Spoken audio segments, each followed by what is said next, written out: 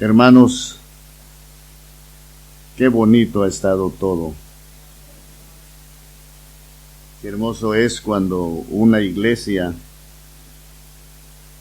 acompaña a otra iglesia y se acompañan y como que se ponen de acuerdo, porque en Cristo estamos de acuerdo. Para reunirse no importa el número es lo de menos. Yo tengo un método que casi nunca me falla. Cuando alguien me dice, los encargados de lo económico en la iglesia me dicen, hermano, me llegan a decir, han bajado notoriamente un poco las ofrendas. Y bueno, tenemos bastantes rubros que atender por necesidad en la obra. Y yo suelo decir, ya mejorará. Yo digo en ese momento, no es momento de sobrecargar y de preocuparme y de tronarme los dedos, dicen así aquí, y de preocuparme, ya mejorará. O cuando me llegaron a decir, hermano, ha bajado notoriamente la asistencia, ya vendrán. Y es una expresión que ayuda a vivir 100 años, yo creo, ¿no? Después me pongo a pensar más en serio y hago algo. Yo digo, ya es un tiempo para enseñar a administradores de Dios, que es un curso que yo tengo y que he dado a la iglesia. Y algo se rescata, ¿verdad? Y animamos a los hermanos a volver al principio bíblico de Jehová es la tierra. ¿Saben? De Jehová es la tierra y su plenitud, el mundo y los que en él habitan. Les doy un sermón de 2 minutos, gratis. La manera en que tú te puedes hacer un dador continuo y fiel es reconocer el principio que Dios es el dueño absoluto de todo y que tú y yo no somos dueños ni siquiera de un segundo de vida, y que todo lo que somos es administrar lo que Él nos da.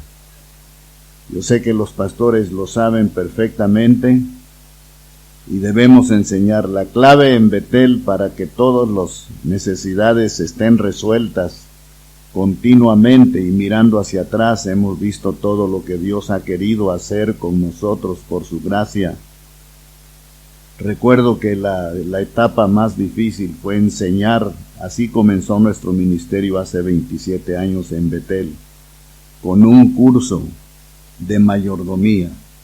Se oye muy aburrido, por eso le cambiamos a administradores de Dios, pero realmente es mayordomía, es la palabra más bíblica. Cuando un cristiano aprende que nada le pertenece, los hijos que tenemos, son un préstamo divino, son de Dios realmente. La casita que tienes construida, aunque tus manos la hayan hecho, no te pertenece a ti, es de Dios. Son los bienes de Dios, y cuando uno dice, yo solo administro, y un día daré cuentas delante del jefe, de aquel que nos va a llamar a cuentas. Pero cuando una iglesia no lo asimila y no lo cree, no lo entiende, da tumbos. ¿No se dice así aquí? Se da golpes, se jala los cabellos, si tienen. Y bueno, sufren muchas cosas por no aprender ese principio. Así que a veces toma meses enseñar ese principio. Qué bendición ha sido, hermanos, lo que esta iglesia ha hecho para recibirnos. En este tiempo que calculo que me están dando más o menos 50 minutos, pero calculo que para ese tiempo el apetito ya estará, no sé por qué, pero a cada 4 horas uno ya tiene apetito, ¿verdad? Si no fuera por eso, seríamos riquísimos.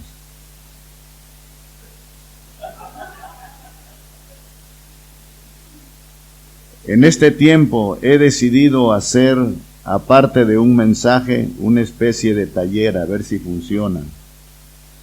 Que estén listos con sus Biblias para leer algunas citas que daré y que lo lea, que los lean, especialmente los varones que estén listos para leer con voz de trueno.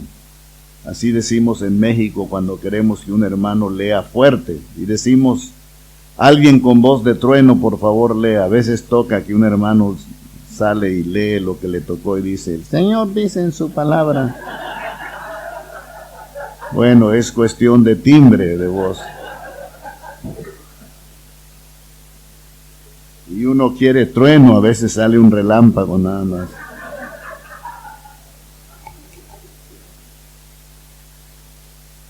Y otros como Efrén se pasan, ¿verdad?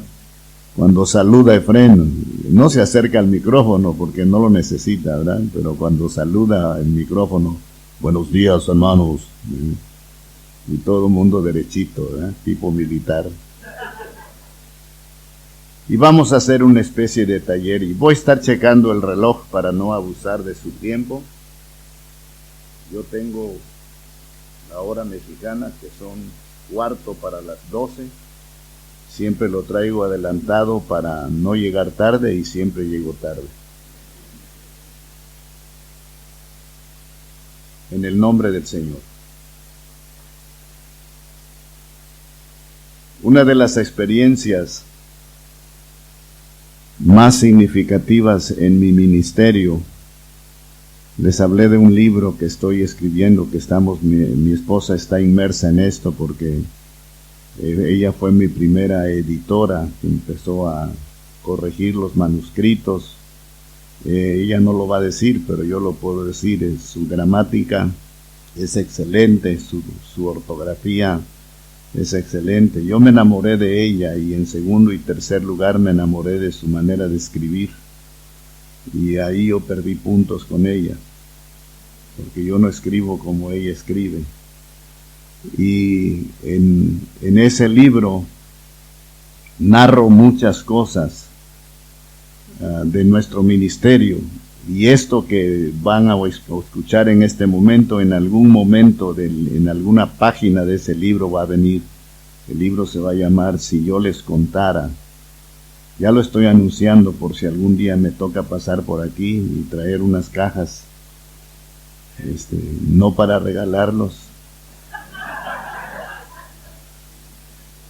sino para fortalecer el ministerio, ¿verdad? Entonces compartiré con ustedes. Ahí vendrá aquella ilustración que no sé si aquí lo conté, de la noche que Dios desalojó las sillas. Creo que fue en Betel, aquí. Pero esto con que quiero empezar sucedió en nuestra iglesia. Una mañana, yo también soy emotivo, decía Gabriel, estoy emocionado. Gracias por tu predicación tan entusiasta y bíblica y celosa. Y acabando de predicar hace algunos años, ya se estaba retirando toda la congregación, saludándose ahí. Es bonito el inicio en nuestros cultos, cuando la gente va entrando por diversas puertas, por docenas. Qué espectáculo tan regocijante para un pastor ver cómo la gente llega buscando palabra de Dios. Y luego cuando terminan no se quieren ir y están un buen rato, al cabo de a veces tener que decirles: ya acabó el culto, hermanos. Pero qué bonito es cuando buscan esa coinonía. Amén. Y ya habían terminado en la planta educativa, donde están desde niños hasta profesionistas que ejercen en sus salones.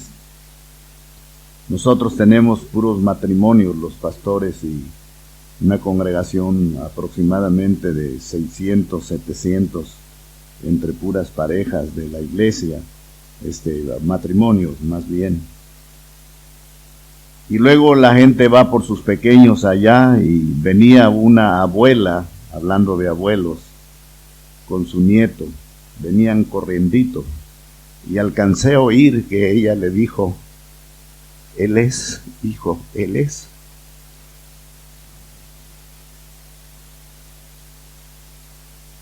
Seis años de edad, el niño.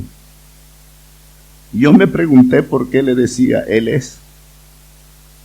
Y luego dijo: pastor, dijo la abuela, mi nieto lo quiere conocer. Oye hablar del pastor Enoch y él quiere saber quién es. Se retrajo un poquito el niño y con una sonrisa tímida me agaché a su nivel. No me costó mucho. Y le dije: yo soy, hijo, yo soy el pastor, tu pastor aquí en esta iglesia. Y tenía una sonrisa como que había descubierto algo importante. Ese día Dios trabajó en mi corazón y me dio este estudio. Realmente este es un estudio para 6 horas y es para pastores y relacionado estrechamente con la Gran Comisión. Y le puse como título a este estudio: cada vez que me llaman pastor. Cada vez que me llaman pastor, puntos suspensivos. Ese es el título. Casi los títulos nunca se quedan en puntos suspensivos, pero este sí, porque quiere decir, cada vez que me llaman pastor, y ahí están, cuando hablas así, cuando queda pendiente algo, ahí hay puntos suspensivos. Cada vez que me llaman pastor, me recuerdan que, y ahí sigue una lista interminable, pero hoy vamos a avanzarla nada más. Ustedes saben que en cuanto a títulos, y nunca debemos buscar títulos, debemos buscar servicio, debemos buscar ayudar a la grey de Dios, debemos poner en las manos de Dios nuestros dones que por gracia nos llegaron de lo alto, toda buena dádiva y todo don perfecto desciende de lo alto del Padre de las luces, en el cual no hay mudanza ni sombra de variación. Entonces, no debemos buscar título. Nunca estés en un ministerio para que se diga: él es el presidente de la unión de varones. Y lo es, y por orden se debe decir, y por respeto también, porque la Biblia aboga por eso. Al que respeto, respeto; al que honra, honra. Pero no busquemos nosotros eso. Sirvamos porque es un mandamiento de Dios. Servíos por amor los unos a los otros. Pero hay títulos que designan la posición, que designan el área donde vamos, en el caso nuestro, donde vamos a servir. Y ustedes han escuchado muchos títulos que se dan a los que están en un liderazgo religioso, digámoslo, prestemos esa palabra solo un momento. O ese liderazgo espiritual, o ese liderazgo eclesiástico. ¿Han oído el uso de la palabra reverendo? No me gusta. A mí no me gusta para nada. La palabra reverendo se aplica como tratamiento a sacerdotes y religiosos. Se deriva de reverenciar, respetar o venerar. Y puse aquí con signos de admiración. No me gusta. Luego hay otro título que viene en la Biblia: obispo, obispado, que le sacamos ahora la vuelta para evitar confusión latinoamericana religiosa. Si a mí me presentan como un obispo, el obispo de la iglesia en Querétaro, en tal lugar, bíblicamente es correcto. Pero en nuestro trasfondo cultural religioso ha perdido fuerza esa palabra porque nos la robaron y ahora se visten de esa forma religiones que no tienen nada que ver con la palabra del Señor. Por eso, aunque es bíblica, no me sentiría cómodo que me presentaran como el obispo. Va a predicar. Bíblicamente, un obispo es un hermano de autoridad en la iglesia viene de la palabra episcopos, que es supervisor. Luego hay otro título que es presbítero. ¿Han oído eso? Y la Biblia habla del presbiterio, un grupo de pastores. También se dice anciano. Y la Biblia habla que los ancianos que gobiernan bien sean tenidos por dignos de qué, hermanos, de doble honra, de doble honor. Déjenme ilustrárselo nada más. Doblo es una de mis debilidades. Los médicos lo llaman movimientos finos que se van perdiendo con el Parkinson.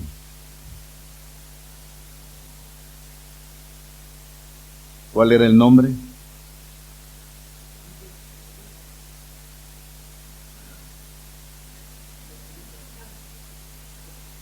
Anciano. Estábamos hablando de esos títulos, ¿verdad? Sí. Pero la verdad es que la palabra, el título que a mí más me convence, y me enamoré de ese título por su significado, es pastor. Y pastor también quiere decir siervo. Los pastores que estamos aquí no somos más que siervos.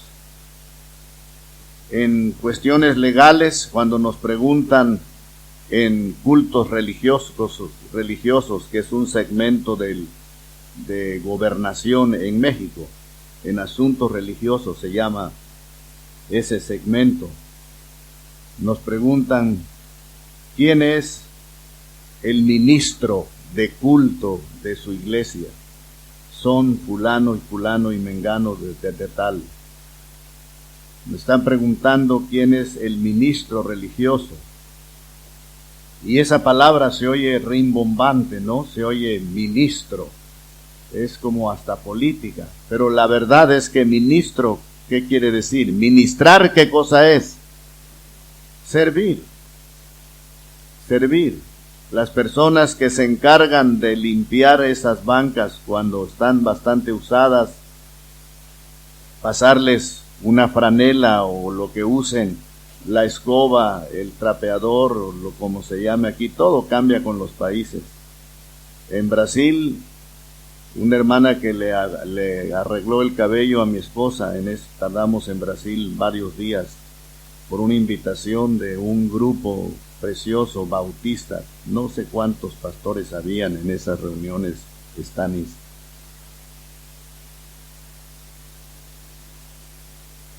Pastores. Y algo me dice que Stanis me echó porras allá. Por eso me invitaron.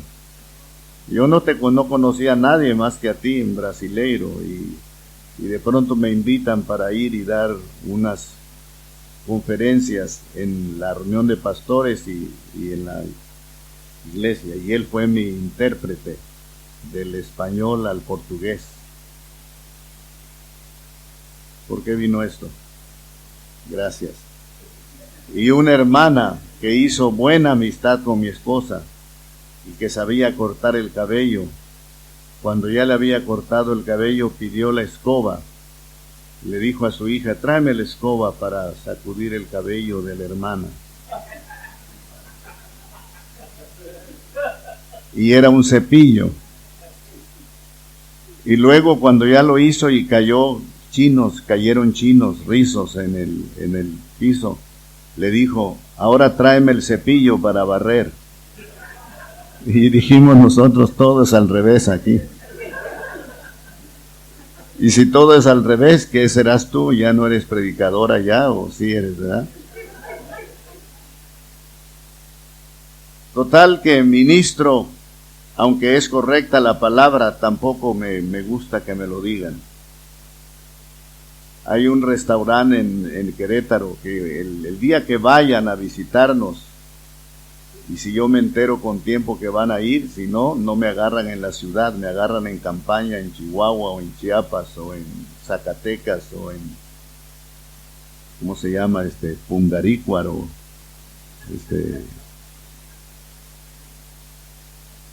Chalchocoyo, que es una etnia donde vamos al campo de las etnias, vamos a predicar seguido. Pero el día que vayas, vas a ser nuestro invitado especial. Vino un argentino, vino un chileno, vino un uruguayo, vamos a atenderlo. Y generalmente, por lo menos una vez, si alcanza la plata, los llevo a comer a un restaurante que se llama Mirabel. Qué rica cocina, qué sabroso, hacen todo. Lo que no me gusta es el capitán que atiende a todos, como vamos a aconsejar ahí muy seguido. Gracias a Dios, cuando yo aconsejo, otros pagan. El del consejo, el que recibe el consejo es el que paga. Y así me ven relativamente seguido, no diario, pero ir a ese lugar y el capitán me dice: reverendo, buenos días. No me gusta para nada. Pero me enamoré del título pastor. De ahí se derivan las palabras preciosas. ¿Quién quiere buscarme 2 Timoteo 2:15, por favor?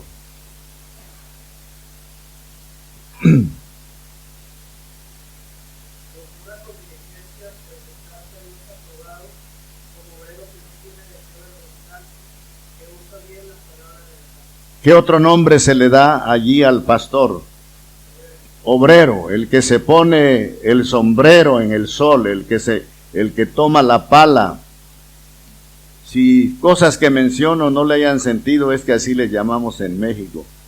Y que toma la escoba y que toma el machete y que se va a trabajar el campo a pesar de la lluvia y del sol. Ese es un obrero. Y un pastor es un obrero en la iglesia. Es un obrero que habla con todos, que hace amistad con todos, que ayuda a los que puede y que si es posible les sirve, si el tiempo sí lo permite. Entonces de ahí se deriva, de pastor se deriva obrero. Y 1 Timoteo 6:11, gócense hermanos, gócense con este texto, 1 Timoteo 6:11. Otra persona que lo lea, por favor.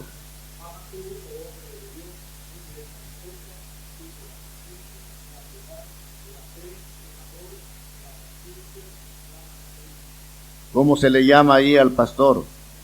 Hombre de Dios. Cuidado con ese nombre. Es uno de los que a mí más me impresionan, pero le tengo miedo a la responsabilidad, a la investidura de ese nombre. Hombre de Dios.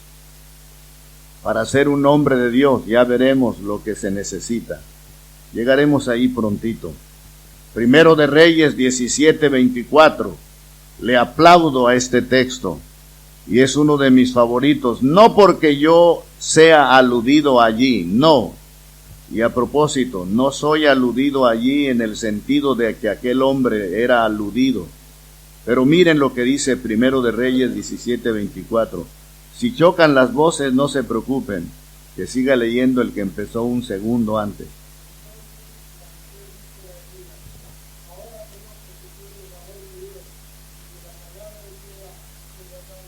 No te sientes, hermano, por favor, otra vez.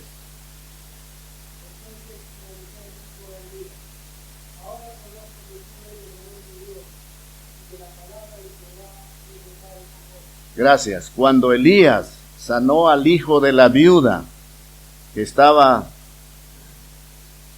en gravedad, le dijo la mujer: ahora conozco que tú eres varón de Dios y que la palabra de Dios es verdad en tu boca.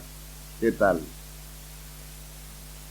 Cuando una persona me llega a llamar varón de Dios, me hace simbrar. No me hace deleitarme, me hace simbrar. Es un alto concepto que yo no merezco, pero que me está diciendo: ándese con cuidado. Me gusta la manera argentina de saludarle a uno cuando te dicen: ¿cómo anda? Y te lo dicen con autoridad. Sobre todo las mujeres. Las mujeres hablan con mucha autoridad. Nuestra experiencia lo corrobora. Las colombianas también hablan con mucha autoridad. Una vez llevé una cámara. Yo no soy de tomar fotos, no es pecado, pero yo no me verán nunca con una cámara tomando fotos. Repito, no es pecado, pero hay cosas que uno acostumbra y hay cosas que no. Y un hermano insistió hace años que yo llevara una cámara, cuando las cámaras entre más grandes eran las mejores, con todos sus aperos y yo andaba más preocupado por la cámara que me prestaron que por las almas. Entonces ya me tocaba predicar y yo estaba tomando fotos para aquel hermano y para mostrarla en mi iglesia cuando yo regresara y todo eso. Primera y última vez que hice eso. Y ya estaba yo para tomar cuando empezaron a anunciar que me tocaba mi turno para predicar. Y la hermana que estaba allí se dio cuenta de mi problemática con la cámara y me dijo así: quédese tranquilo, yo la cuido.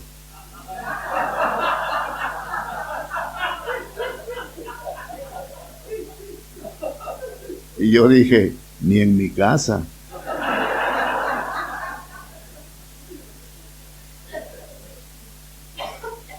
Imagínate cuando alguien te dice, para mí usted es un varón de Dios. La primera cosa que uno tiene que decir es, gloria a Dios, y por favor ore por mí para hacer las cosas como un varón de Dios las haría. Quiero que sepa que necesito oración. Nunca le vaya a decir, cuando le digan varón de Dios, y también nos llamamos ministros. Nunca.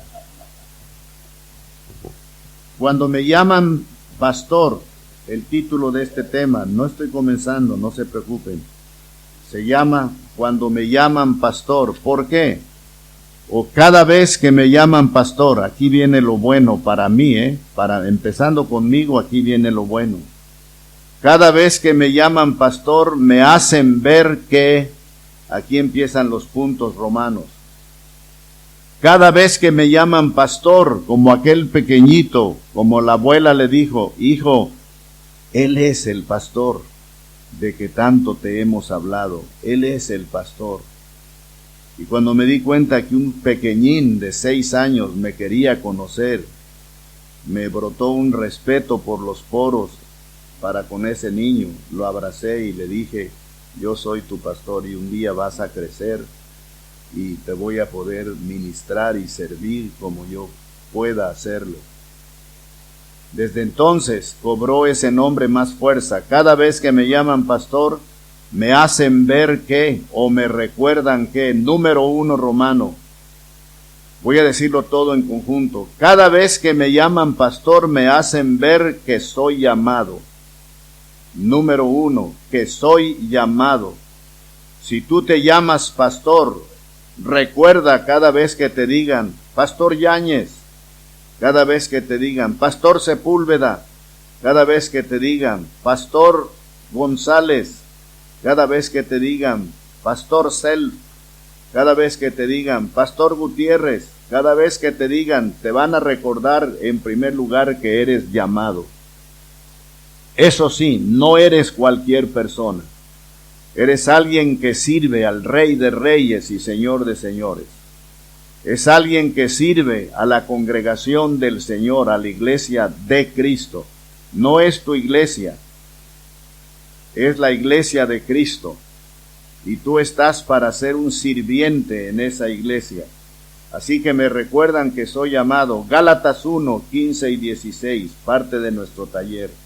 Gálatas 1, 15 y 16. Disfruten el texto, por favor.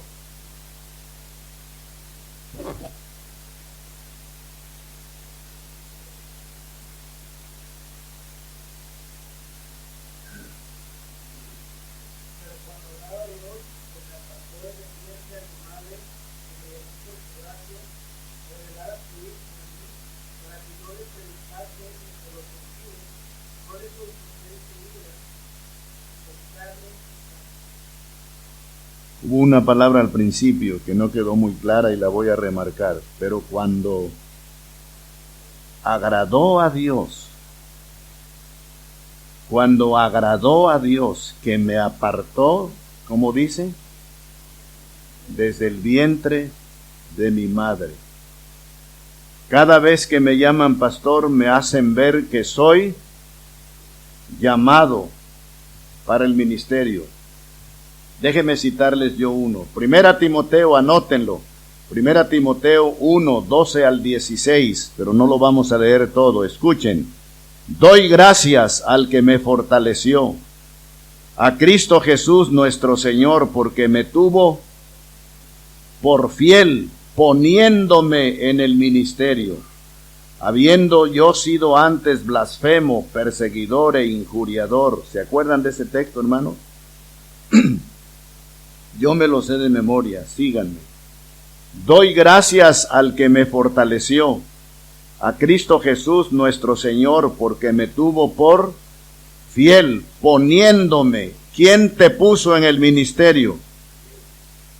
A ver, hermanos pastores, misioneros, evangelistas, ¿quién te puso en el ministerio? ¿Te puso una iglesia? Una iglesia te llamó, necesitaba pastor, pero la iglesia no te puso. Dios puso en el corazón de ellos el fijarse en ti, el invitarte a ti, pero el que te puso allí, ¿quién es? Cristo, Dios, el Espíritu Santo. Y es el único que nos pone y es el único que tiene toda la autoridad para quitarnos. Porque estamos para servirle a Él. Cuando haya conflictos en tu iglesia y te sientas amenazado por murmuraciones falsas, déjalo en las manos del Señor. Tú no te pusiste en el ministerio. Ahora, si tú te pusiste, no siendo la voluntad de Dios, es entendible que tengas temores. Pero si el Señor te puso, Él sabrá cuánto será tu trayectoria ahí. Él sabrá y Él sabe cuánto es necesario que le sirvas allí. Primera Timoteo 2:7.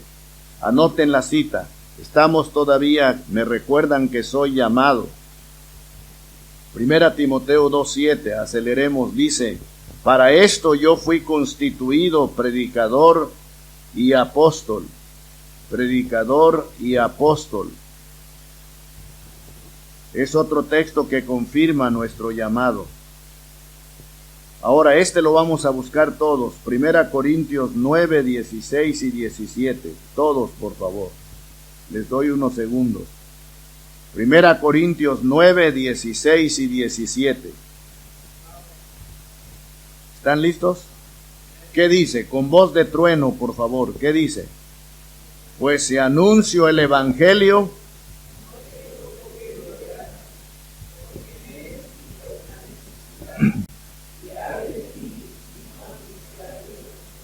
yo creo que lo pueden leer mucho más fuerte. Claro, yo tengo la ventaja de este aparatito, pero creo que lo pueden leer más fuerte. ¿Saben lo que hago en la iglesia que pastoreo cuando estoy predicando y pido que leamos juntos? Y los hermanos leen suavecito al principio. Les digo, hermanos, vamos a leer de tal manera de que algunas cascaritas que están en arriba del techo se caigan, pero solamente cositas de pintura, nada más. Vamos a ver qué tan fuerte pueden leer ustedes. ¿Qué dice otra vez? Pues se anuncio. ¿Todos?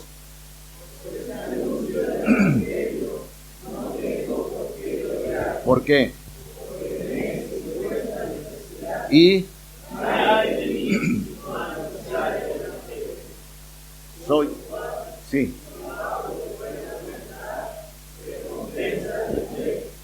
Pero si de mala voluntad,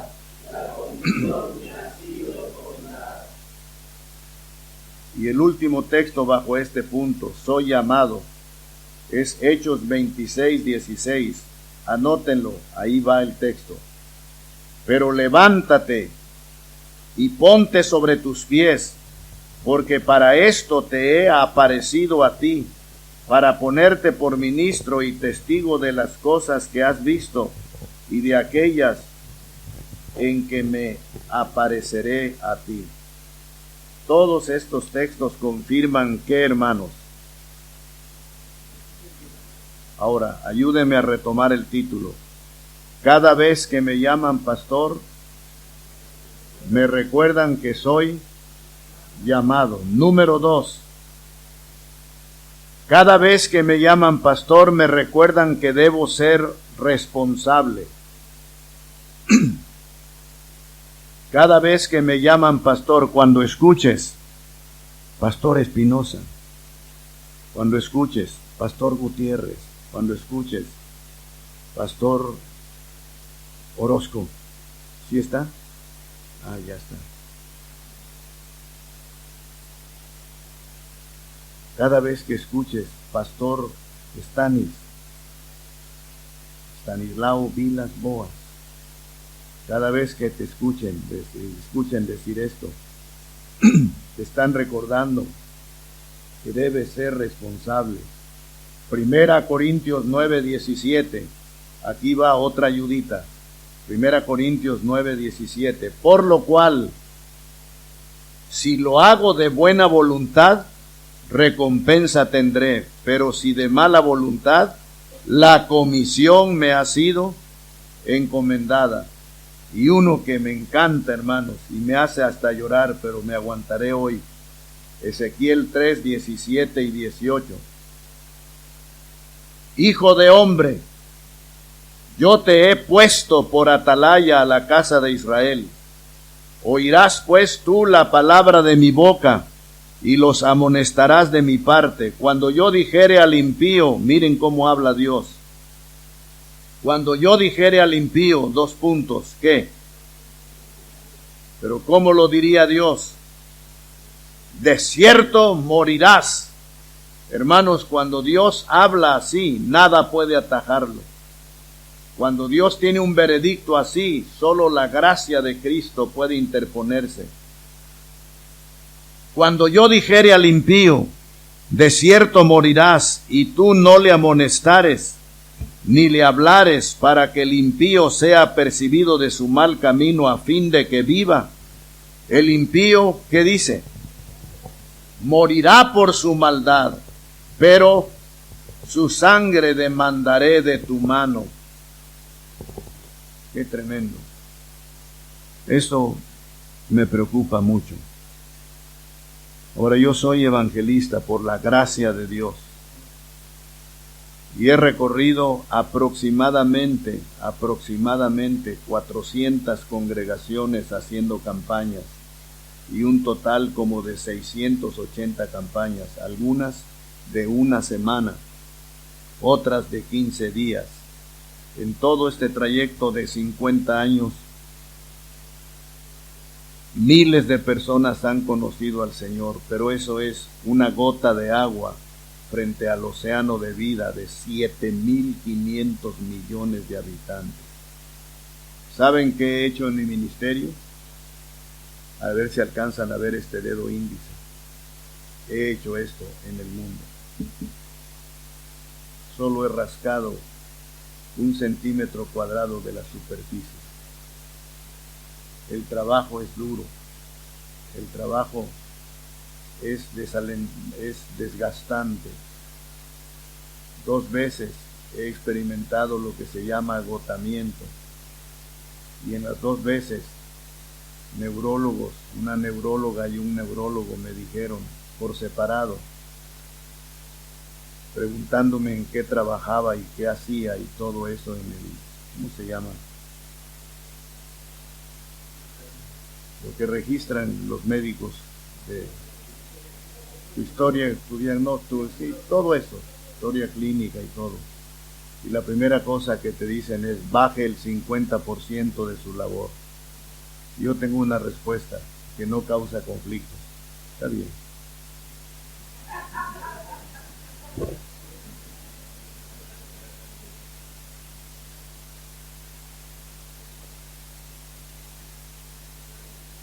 Te doy una clave cuando tu esposa te regañe. No discutas, solo dile, está bien. Y con esas 2 palabras, hasta te ofrecen una cazuela de ave.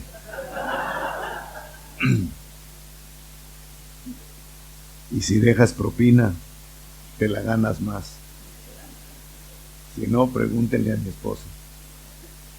Yo no sé por qué solo en los restaurantes dejamos propina.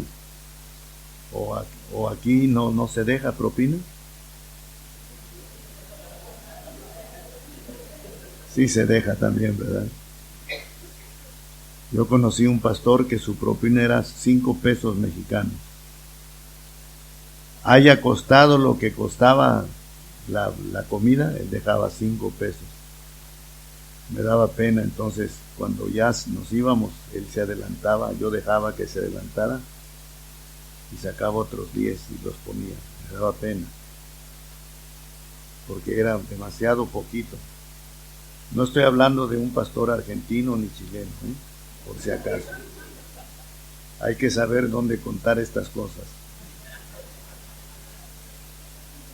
A veces le pega a uno casualmente, hay alguien que así lo hace.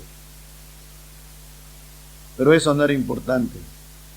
Lo importante era que cada vez que me llaman pastor, me enseñan que debo ser. Si van escribiendo, ¿qué siguió? Responsable. Y ahí es donde entra Ezequiel. Y un día, hermanos, ahí me aparté, ahí me desvié. Tengo temor de presentarme delante del Señor. Y me pregunto, en serio, me pregunto cuánta sangre va a haber en mis manos. Hay un hombre en la Biblia que yo respeto muchísimo, porque está en la Biblia, por quien fue, por lo que hizo, por su ejemplo y todo. Él se llama el apóstol San Pablo. Y él dijo, cuando se despidió de una zona, que él sabía que ya no iba a volver a esa zona: estoy limpio de la sangre de todos ustedes. Porque les predicó a todos y los amonestó con lágrimas. Yo no le rasco ni los talones a Pablo. Créanme, no es falso orgullo, falsa humildad. Sencillamente no le rasco ni los talones. Pero aprendo de él cómo debe de ser una persona que se preocupa por las almas. Y un día no hay pastor, no hay predicador que lo pueda describir cuando estemos para pasar a esa plataforma especial adornada de una manera regia, donde Cristo va a estar sentado inmediatamente después del arrebatamiento, allá arriba, en lo que está aquí abajo, la terrible gran tribulación y la operación del anticristo. El Señor no tiene prisa, Él tiene todo bajo control. Y va a estar en lo alto, ajustando cuentas, oyendo los reportes, y lo mencionaba nuestro hermano en su predicación ayer, haciendo que nosotros le demos el reporte en lo que se llama el bima o el bema de Cristo, el gran tribunal de Cristo, no confundir con el gran trono blanco. Nosotros no pondremos ni un pie en el gran trono blanco por la sangre preciosa de Cristo, por la salvación eterna, pero sí estaremos frente al tribunal de Cristo. Y estaremos en un momento en que allá el tiempo deja de funcionar. La fila es india, no por los que estemos ahí reunidos, sino la fila india se llama uno por uno, unipersonal. Y tal vez algunos que tengan mucho nerviosismo de ver cara a cara al Señor y entregar sus cuentas, van a decirle al Señor: Señor, somos muchos. Y el Señor nos va a decir: tengo toda la eternidad. Y cuando tú oigas la palabra comparece, te vas a acordar del texto que aprendiste de memoria: es menester que todos comparezcamos ante el tribunal de Cristo. Ya parece que veo los ojos flamígeros del Señor que todo lo escudriñan. Enoc, dame tu reporte, dame tus cuentas. Y yo me pregunto cuánta sangre va a haber en mis manos, de gentes como la tortuga que dejé morir sin el mensaje, habiendo podido testificarle, y por temor o por no sentirme cómodo no le testifiqué. Qué pesadez en mi mente y en mi corazón. Cada vez que me llaman pastor, me hacen recordar que soy llamado, que soy o debo ser responsable. Número 3, Cada vez que me llaman pastor, me recuerdan que debo ser, cuidado con esto, que debo ser santo.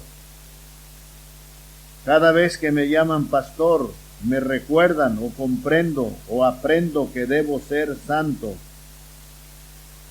Y esto me habla de carácter. Anoten cita solamente 1 Timoteo 3. Dice la Biblia que el siervo del Señor debe ser irreprensible. Dice en Tito 1:6 que el siervo de Dios debe ser irreprensible. Dice en 1 Timoteo 6, noten la importancia de esta frase, que guardes el mandamiento sin mácula ni reprensión hasta que aparezca el príncipe de los pastores. ¿Qué quiere decir irreprensible? ¿Qué quiere decir? Me recuerda que debo ser santo. ¿Qué quiere decir irreprensible? Viene de una palabra griega que es, no sé si se pronuncia, se transcribe así, anepilemtos o anepilemtons. Y eso te habla de irreprensibilidad, es decir, que no haya tacha en tu vida. Yo pregunto, ¿cuántos pastores que estemos aquí somos irreprensibles? No quiere decir perfectos, pero quiero decir que no tienen nada de qué avergonzarse, que trazan bien la palabra de verdad. Cada vez, cuando un niño, cuando un joven, cuando uno de ustedes me llame pastor, por favor recuérdelo, lo que empieza a evolucionar en mi mente, que debo ser, ayúdeme con la lista, llamado, que soy llamado, me lo recuerdan, que soy responsable y que soy santo. Dice 2 Timoteo, otra cita bajo santo, 2 Timoteo 2, 20 al 22. Pero en una casa grande no solamente hay utensilios de oro, de plata, sino también de madera y de barro, y algunos son para usos honrosos y otros para usos viles. Escuchen lo que sigue. Así que si alguno se limpia de estas cosas, será instrumento para honra, santificado, útil al Señor y dispuesto para toda buena obra. Uno de los textos más grandes que están en el Nuevo Testamento y en el Antiguo Testamento, hermanos pastores, se lo dice un consiervo de ustedes, con la autoridad que tengo en este momento al abrir la Biblia. Uno de los textos más grandes es Levítico 19:1, no lo busque, y Primera de Pedro capítulo 1, versículo 18, 16, si no me equivoco. Dice, porque escrito está, sed santos, porque yo soy santo. ¿Quiere decir ese texto conmigo? Ya de memoria, ya lo aprendió. Porque escrito está. Practiquemos hablar con fuerza y con autoridad, con más fuerza. Dígalo gritando. Porque escrito está, sed santos. Predique este mensaje. Yo no lo he predicado aquí. Predique este mensaje que sigue. Ese texto se divide en 3 partes. Primeramente, el mandamiento más excelso. Sed santos. Segundo lugar, la cualidad más excelsa. Sed santos. Y en tercer lugar, la razón más excelsa. Porque yo soy santo. Y en cuarto lugar, el ejemplo más excelso. Yo soy santo. ¿Ya? Ahora digámoslo otra vez el texto, por favor. Yo sé que una cosa es decirlo y otra cosa es hacerlo. Yo lo sé, pero nos ayuda a decirlo. ¿Qué dice? Como está escrito, sed santos, porque yo soy santo. Hermanos, ¿tiene Dios toda la autoridad para mandarnos la santidad? ¿Es Dios nuestro ejemplo de santidad? Realmente, si hay una cosa que no entendemos y que algún día tal vez entendamos en la presencia de Dios, es qué es la santidad absoluta. Tú no la conoces, yo no la conozco. La oigo en la Biblia, la leo en la Biblia, cómo los querubines atienden al Señor, cómo los serafines están en su trono y cómo cantan y dicen: Santo, Santo, Santo, Señor omnipotente, toda la tierra está llena de tu gloria. Eso me emociona, pero no lo entiendo. No entiendo cómo puede haber un ser que nunca ha pecado, que nunca pecó, que nunca pecará, que vive en santidad absoluta. Una persona así tiene la autoridad de decirnos: sed santos. Cuando yo estaba abriendo la obra en Puebla, la primera iglesia que abrimos en Puebla, 1969, 550,000 habitantes de la ciudad histórica de Puebla. Colonia Chulavista, donde estábamos abriendo la obra.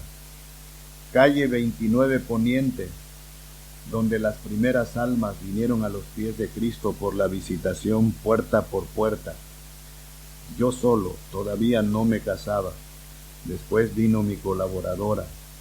Yo le decía que se esperara un poco de tiempo, pero no quería, entonces nadie me cree eso de todos modos. Ansiaba que se viniera ya, que estuviera conmigo, y nos casamos y trabajamos juntos esa preciosa obra de donde salieron pastores, como aquí ha pasado con algunas obras también. Y en la calle 29 Poniente ganamos a varias familias que permanecieron para Cristo. Y entre ellos, un hermano llamado Gilberto Islas. Antes de ser creyente, él bebía. No podía vencer la bebida. Era trabajador, pero bebía bastante. Un día conoció a Cristo y él se quejaba que uno de sus hijos comenzaba a andar en esos caminos y él carecía de eso, de autoridad espiritual. Le mostré el plan de la salvación, aceptó a Cristo. ¿Y saben lo que hizo? Una noche esperó a su hijo, que llegaba con unas copitas ya en su cuerpo. Y llegó como a la 1 de la mañana y lo paró y le dijo: esta es la última vez que te recibo así como vienes. Y él ponía sus argumentos, y entre sus argumentos es: pero si tú también esto, si tú también lo otro. Y luego le muestra el calendario, y en el calendario tenía marcado, voy a inventar un número porque no me acuerdo, 13 de mayo de tal año, de ese año mismo, 13 de mayo. Lo había envuelto, rayado con una moneda, y estaba encerrado en un círculo. Y le dijo: desde ese día recibí a Cristo porque el pastor Enoch me habló, y desde ese día no bebo. Así que tú tampoco bebes, y no tenemos derecho a entrar en la casa con bebidas. Y ese muchacho llegó a ser pastor. Cuando hablamos acerca de santificar, tenemos que ser nosotros santos, y santo significa apartado. ¿Qué número llevamos, hermanos?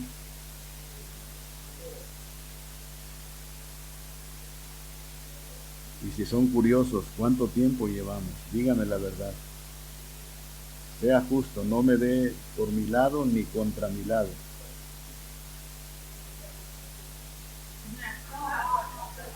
Uno de los dos me está mintiendo. No, yo sé que no es mentira. Sí. Vamos a dejarlo por mitad. Llevo 52. No, 51.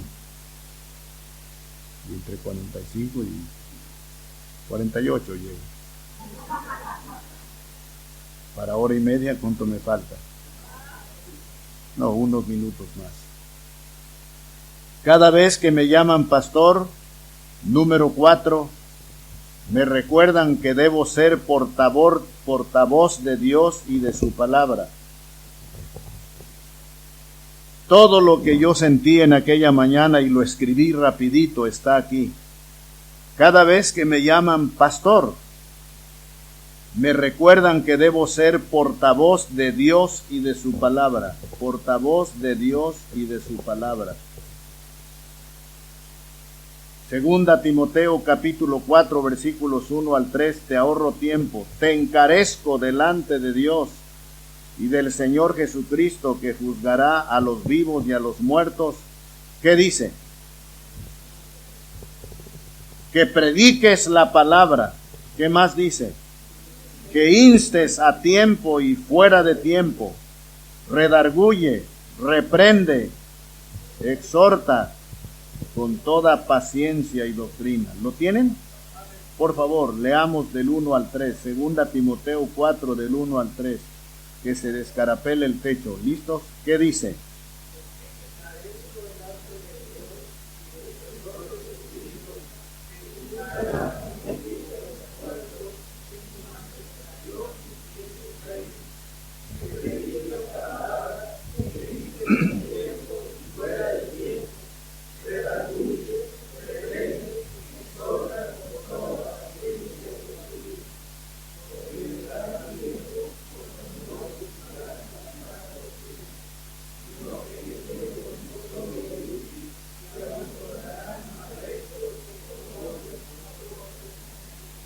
Gracias. Y en 1 Corintios 9, bajo ese mismo punto, 1 Corintios 9, 15 y 16, está encerrado aquel texto que dice, y ay de mí, si no predicare, si no anunciare el Evangelio. Ahora, probando sus notas, si están escribiendo algunos, cada vez que me llaman pastor, me recuerdan que soy llamado. 2, me recuerdan que soy responsable de, me recuerdan que soy santo o debo ser santo, me recuerdan que, y número 5, me recuerdan que debo ser confiable, me recuerdan que debo ser confiable.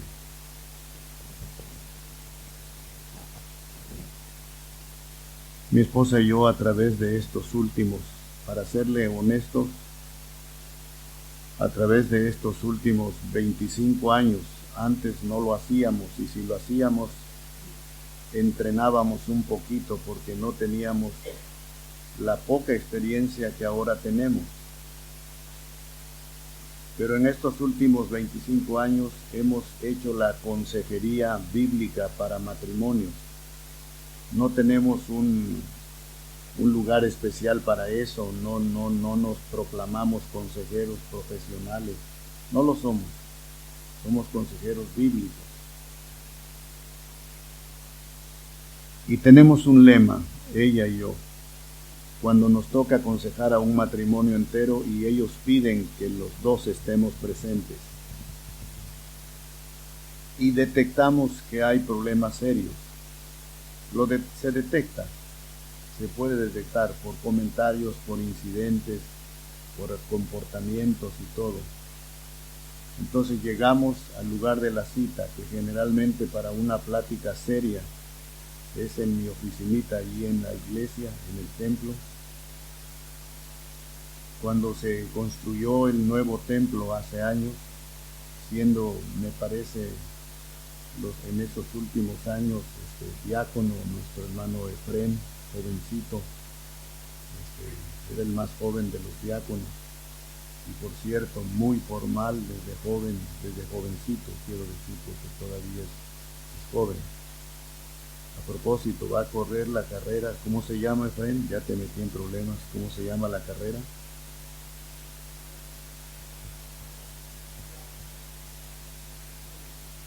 En Santiago de Chile, va a correr el sábado que entra. Oren para que gane la medalla de oro. No, él se quiere probar y él viene listo para esa carrera. Ahí no lo puedo acompañar. Creo que lo atrasaría un poquito. Aquí es donde se mete uno en problemas, ¿verdad? Consejero, gracias. Y entramos al salón de consejería en aquel cuarto que yo les dije, cuando hagan mi oficina, pónganle una puerta transparente donde todo se pueda ver lo que está pasando adentro.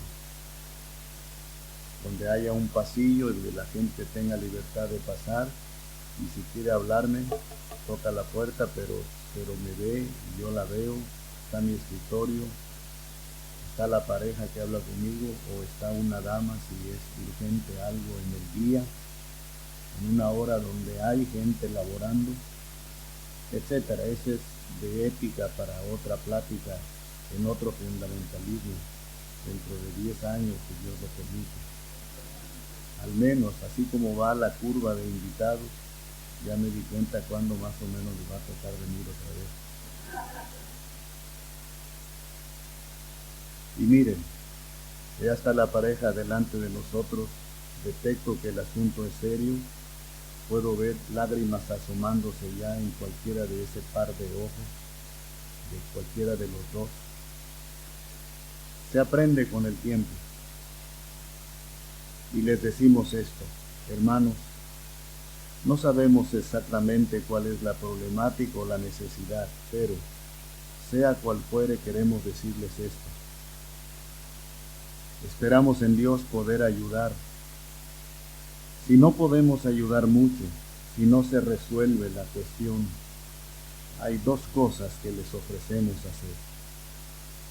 Uno, orar. Dos, guardar en nuestro corazón.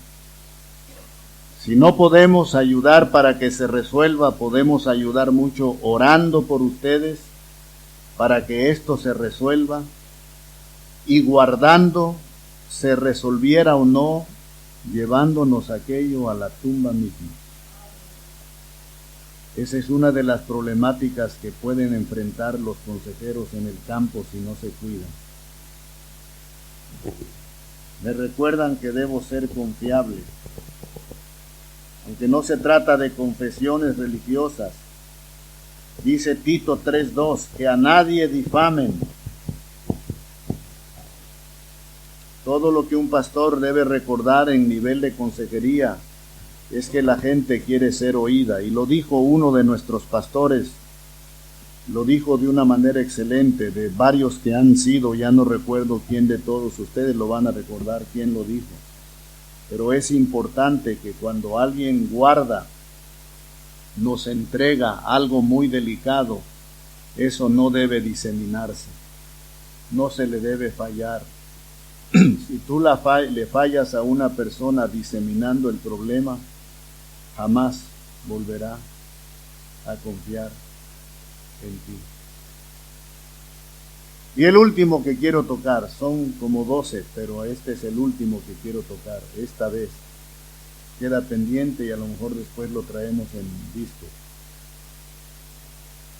Cada vez, ya no repasemos todo, cada vez que me llaman pastor, me recuerdan que número 6, vamos a poner el número 6 a esto. Me recuerdan que daré cuentas. Cada vez que me llaman pastor, me recuerdan que daré cuentas. Por eso está Hebreos 13:17, obedeced a vuestros pastores y sujetaos a ellos, porque ellos velan por vuestras almas como quienes han de dar cuenta, para que lo hagan con alegría y no quejándose, porque esto de nada es provechoso. Como ya estamos terminando, búsquenlo por favor. Minuto más, minuto menos, búsquenlo. Hebreos 13:17.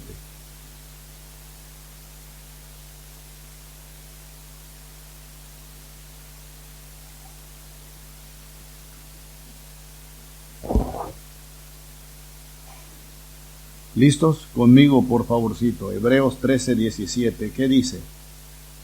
Obedeced a vuestros pastores y sujetaos a ellos, porque ellos velan por vuestras almas, como quienes han de dar cuenta. Sigan, para que lo hagan con alegría y no quejándose.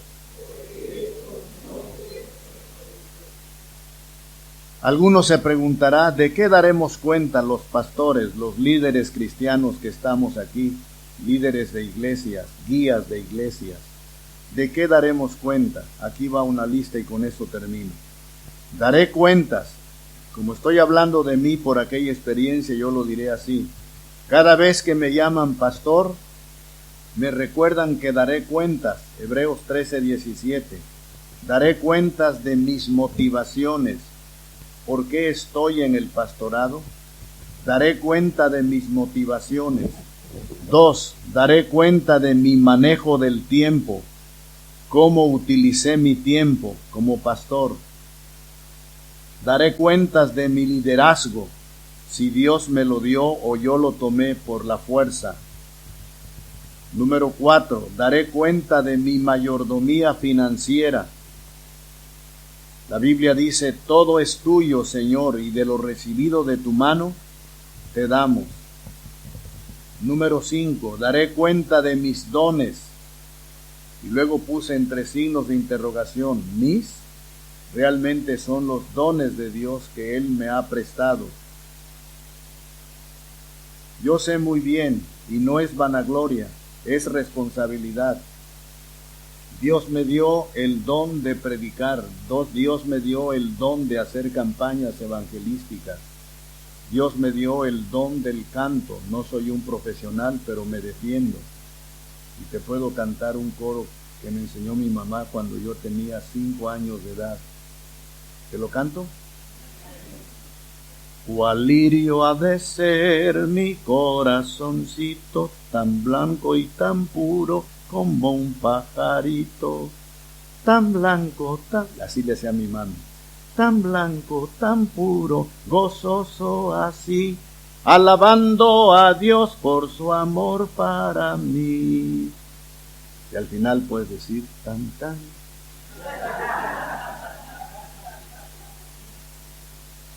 Yo sé de algunos pastores que lo cantarían así. Cuál lirio ha de ser mi corazoncito, tan blanco y tan puro, pobre pastorcito.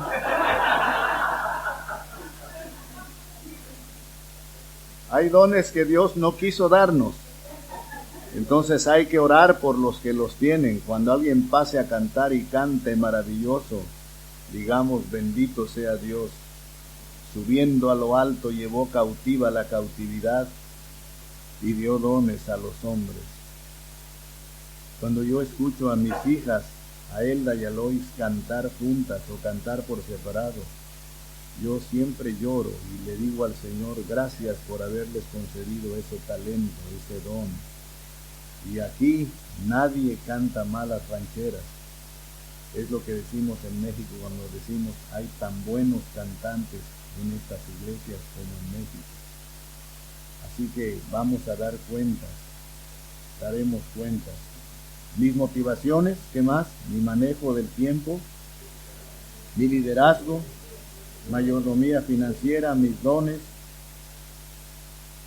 Número 6, daré cuenta de los que están bajo mi cuidado. Daré cuentas de los que están bajo mi cuidado. Ya termino. Número 7. Daré cuentas, ¿saben de qué? De mi vida de oración. De mi vida de oración. Les quiero aclarar, por si es necesario, que esta no es una vida de oración. Ahí va. El pastor va a orar. Padre Santo que estás en los cielos, te pido que bendiga estos alimentos, que sean provechosos a nuestro cuerpo, dáselos a las viudas, a los huérfanos, también a los encarcelados. En el nombre de Cristo Jesús, con estilo, en el nombre de Cristo Jesús. Y si le pone más estilo, escuchen esto, pero guarden silencio. En el nombre de Cristo Jesús. Amén. Había pastores que oraban así y otros creían que así se debía hacer y decían amén. Y luego a saborear la cazuela de ave chilena. Bueno, solo allá me han invitado hasta ahora. Hoy qué va a haber, no sé. Pero realmente, hermanos, la vida de oración es otra cosa. No soy ninguna autoridad para decir tiempos, solo quiero suponer lo que Cristo quería decir cuando dijo a sus apóstoles, así que no habéis podido velar conmigo ni siquiera una hora. Para mí, solo para mí, sería un indicio de que por lo menos una hora diaria deberíamos pasar en oración. Y dése cuenta cómo se nos va una hora en el día. No se nos va completa, se nos va por trozos. A veces perdemos 7 minutos viendo a la hormiguita. Mira la hormiga, oh perezoso. Y ahí está el perezoso viendo a la hormiga, no haciendo nada. El Señor dice que la observemos una sola vez, no todo el día. Entonces, debemos aprender a redimir el tiempo, porque una hora. Martín Lutero, si tuvo muchas cosas buenas. No lo critiquemos tanto por la consubstanciación en la cena del Señor, que él y Ulrico Zwinglio se pelearon por eso y terminaron su amistad por eso. Y es importante. Pero no critiquemos tanto a Martín Lutero, porque Martín Lutero era un hombre de oración. Una vez se enojó porque se levantó a las 4:30 de la mañana a orar y el herrero ya estaba golpeando el yunque haciendo sus trabajos, el vecino. Y él se enojó y dijo, ¿por qué él, que sirve a lo material, se va a levantar más temprano que yo? Se me hizo tarde. Generalmente se levantaba antes de las 4 de la mañana para pasar 2 horas y media o 3 orando. Con razón compuso castillo fuerte es nuestro Dios, defensa y fiel escudo. Con su poder nos librará en este trance agudo. Con furia y con afán acósanos Satán, por armas deja ver astucia y gran poder, cual él no hay en la tierra. Y al final dice, mas por nosotros pugnará. ¿Saben lo que es pugnar? ¿De dónde viene pugnar? Pugnar viene de esto. Esto se llama puño. Pugnar es luchar de puño. La pugna, pelea con puño. Dice que Cristo pugna por nosotros. Y Cristo es el único que ha vencido a Satanás en la cruz del Calvario. Satanás tiene poder, pero no tiene todo el poder. Y Cristo sí lo tiene y es nuestro Salvador. Y todo lo que le pertenece a Él nos pertenece a nosotros. Así que, hermanos, daremos cuenta de nuestra vida de oración. Número 8, daré cuenta de mi familia. Y estoy hablando del cabeza de hogar. Dios me va a preguntar, ¿qué hiciste con tu esposa? ¿Cómo la trataste? ¿Qué hiciste con tus hijos? ¿Cómo los guiaste? ¿Quiénes son en mi obra tus hijos? ¿Qué están haciendo? Mi familia. Ese conjunto precioso que Dios defiende y que el mundo ataca. La familia, dice la Biblia, todo lo hizo hermoso en su tiempo. Y parte de esa hermosura es la familia. 9, y penúltimo subpunto, dice mi estudio. Daré cuenta de mi tiempo de preparación. ¿Cuánto tiempo invertías en preparar tus sermones? Una vez le pregunté a un alumno que yo tenía cercano, alumno de mi clase de predicación, y le dije, ¿ya tienes tu mensaje para el miércoles? Y me dice, sí, pastor, ya tengo mi ilustración. Entonces, tenía un librito de ilustraciones, de esos que dicen 500 anécdotas de Moody o quien sea. Agarraba su ilustración y para él ya tenía gran parte de su mensaje. Entonces Dios nos llamará cuenta por nuestro estudio. Y por último, del 10, Dios nos llamará cuentas por el uso del dominio propio. El dominio propio, porque no nos ha dado Dios espíritu de cobardía, sino de poder, de amor, de dominio propio. Ese fue el punto 7, ¿no? 6. Ahí lo dejamos. Pastor, por favor, cada vez que alguien te diga, Pastor Ricardo, cada vez que alguien te diga, Pastor Espinosa, cada vez que alguien te diga, Pastor, ay, se me va tu nombre que predicaste tan bonito ayer, Barry, Pastor Barry, cada vez que te digan, Pastor el Altote, ¿dónde está? Pastor Gabriel, allá en México a los Gabrieles de cariño les decimos Gabri. Sí, tal vez no se oye muy argentino como quieran, pero cuando queremos a una persona le simplificamos el nombre. Pero yo te voy a decir Gabriel, Gabrielón.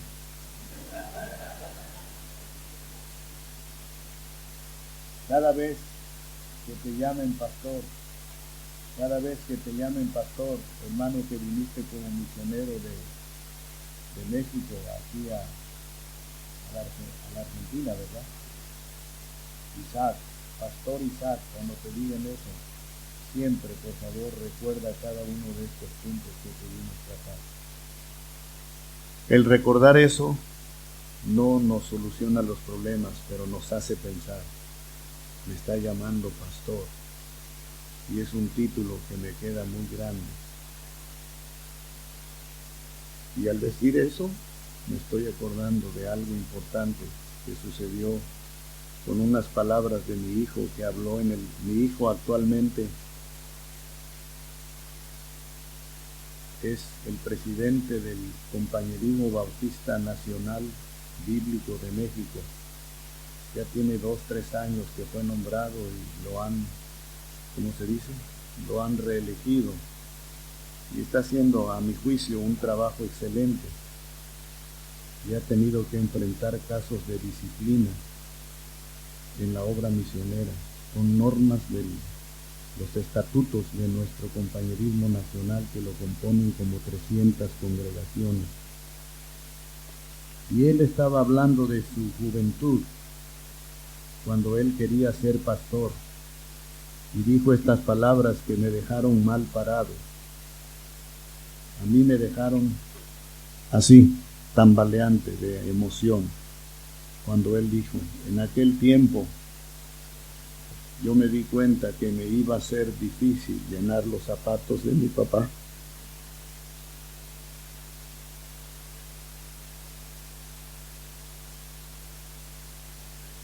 Me es difícil a mí hoy y no lo intento, llenar los zapatos de mi hijo. En primer lugar porque sus zapatos son 9,5, me parece. Pero hablo de los zapatos de lo que está haciendo para el Señor. Y es tan normal que un pastor llegue a la edad en que diga de todo corazón, a él conviene crecer, mas a mí menguar. Pastores viejones que estén aquí, recordemos eso siempre. Hay un tiempo en que hay que hacer las cosas. Si no lo hicimos, decimos en México, lástima Margarita. Y vamos a hacerlo mientras podamos, mientras haya fuerza. Que Dios me los bendiga grandemente. Pastores del Señor.